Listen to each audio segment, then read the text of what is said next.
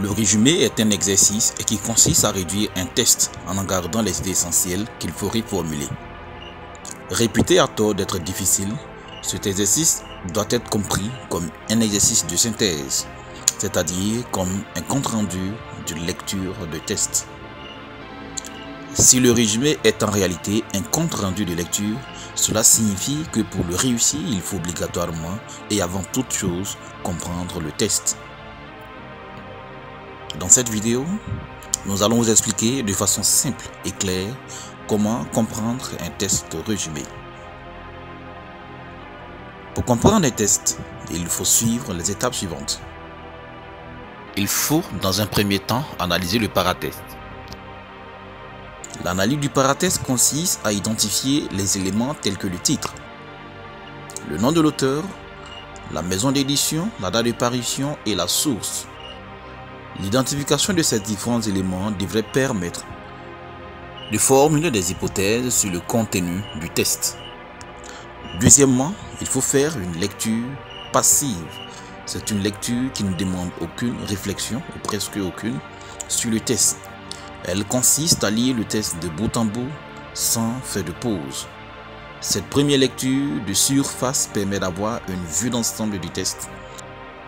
Elle permet de dégager le thème abordé dans le test, par exemple. Troisièmement, en plus de la lecture passive, il faut faire une deuxième lecture qui, elle est active. Elle consiste à lire le test cette fois-ci, pas de façon superficielle, mais en dialoguant avec celui-ci, en identifiant à chaque fois les connecteurs logiques et leurs valeurs, et en donnant à chaque paragraphe un titre à la marge. Ces deux lectures permettent d'avoir une compréhension plus approfondie du test. Cette compréhension, par ailleurs, doit être vérifiée par ce qu'on appelle l'identification de la situation d'argumentation. Cela consiste à se poser des questions sur le test et à y répondre. Ces questions sont les suivantes. D'abord, le thème, qui est le sujet abordé dans le test.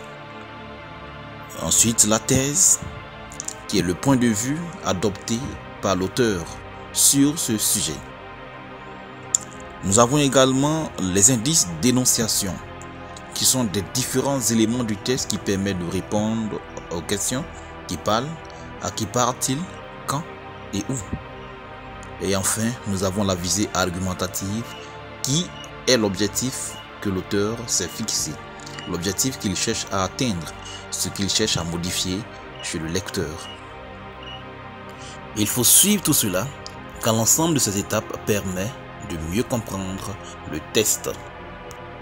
Dans une prochaine vidéo, nous montrerons comment identifier les idées essentielles.